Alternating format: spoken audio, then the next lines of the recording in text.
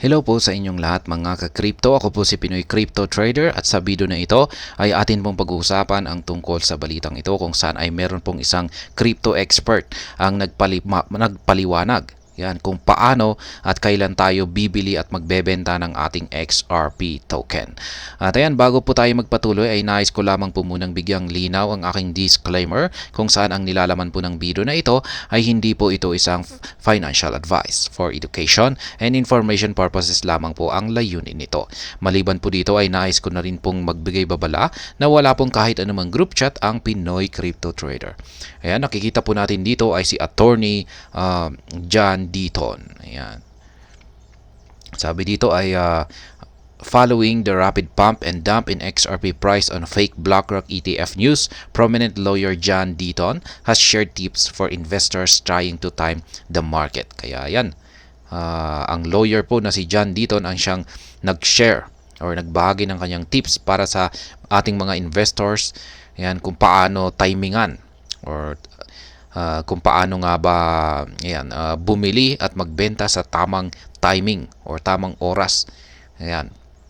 Para kasi marami pong mga nagkakamali kasi rito. Ayan, lalong-lalo na yung mga nafu-FOMO diyan. Ayan, bumibili sila sa wrong timing. Kaya sila yung naiipit. Kaya ayan, kung tayo po ay bumibili sa nasa tamang timing, ay diyan po talaga tayo kikita ng malaki. At hindi po tayo basta-basta maiipit. Kaya ayan, nagbigay po siya ng mga tips dito. Ayan, the price of XRP saw huge volatility following news that multi-trillion-dollar asset manager BlackRock has filed for an XRP-based spot ETF. The news, which eventually turned out to be fake, garnered much attention, with prominent crypto-friendly attorney John Deaton among those sharing the update. Ayan. Ito po ay may kaugnayan sa peke na filing application ng BlackRock sa dito sa XRP based na spot ETF. Fake news po pala ito. Kaya nagdulot po ito ng pag-angat sa presyo ni XRP. Pero nang malaman ng lahat na peke pala, ay bumagsak din ang market price ni XRP. However, the pro-crypto lawyer has reminded investors who rely on his updates to buy XRP that buying only when there's positive news is not the best strategy. In purported financial advice, Deaton explained how and when to buy and sell XRP. Yan po yung sinabi niya. Hindi raw po maganda na bumibili ng token, ng crypto asset, ng digital or XRP sa tuwing nagkakaroon na or meron na tayong positive news. Yan, sabi dito ay positive news. Buying when there's only a positive news is not the best strategy. Hindi daw po maganda. Specifically, he explained that investors gaining exposure to XRP should do so when there is less hype or trending news. Kaya yan, ang kanyang paliwanag ay ang best time na mag-buy ng XRP ay kung saan ay walang gaanong hype at saka walang nagtitrend na balita. Regarding the fake BlackRock news cycle, Deaton noted that the best time to buy XRP would have been before the news became public knowledge. Kaya yan. Pagdating daw dito sa naganap na pangyayari, yung peke na BlackRock news na ito, na balita, ay dapat ay nakabili raw tayo ng maraming XRP token bago pa lumabas yung balita na ito, yung fake news na ito. Yan, because of the post below, I'm going to do something I've never done on this site. I'm going to give financial advice on how to profit of FOMO. Kaya yan na nga, yung FOMO na sinasabi natin. You don't buy any asset based on the news. News causing people to FOMO. That's why when you sell the asset, let's use XRP as an example. Yan po yung sinabi ni Ginoong John Deaton. Huwag tayong bibili ng isang crypto tulad ni XRP sa panahon na or sa oras na may isang magandang balita yan, na lumabas. FOMO po yan. Ayan, dapat ay nakabili na tayo kaagad. Nakabili na tayo bago pa lumabas yung balita na yan. Kaya yan yung kanyang pinaka-point dito. In breaking down the reason for such an approach, Deaton recounts that by the time investors see the news on social media, the easy money has already been made by those with insider information. Hence, a better approach for investors is to buy as much XRP as they want when everyone else is selling. Kaya yan, yung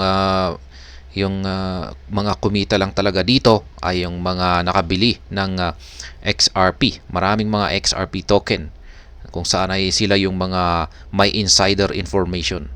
Maliban dyan ay syempre yung mga investors na nakabili ng marami or bumili ng maraming XRP token kung kailan ay maraming nagbebenta.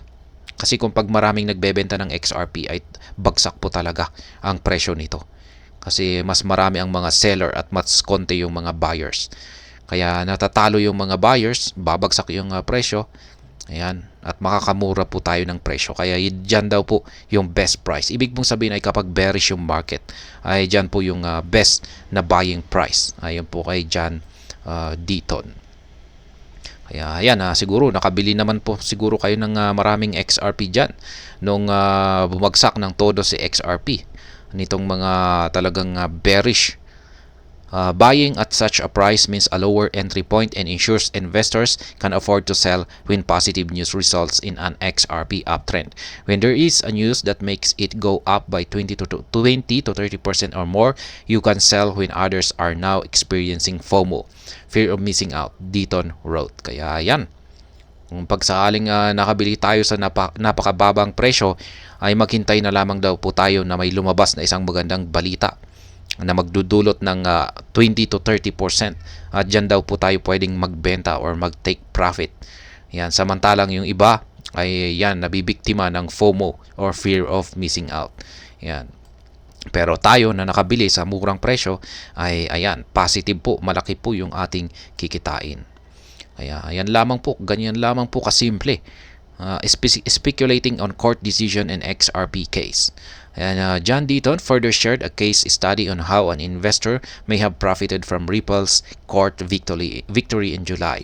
The price of XRP soared as high as $0.91 on the favorable court ruling by Judge Analisa Torres, meaning investors who bought in earlier could have made significant gains. Yan, ang isa pong halimbawa rito ni John Deaton ay yung nangyari sa court ruling victory ni Ripple noong buwan ng July, kung saan ay umakyat po ito ng $0.91.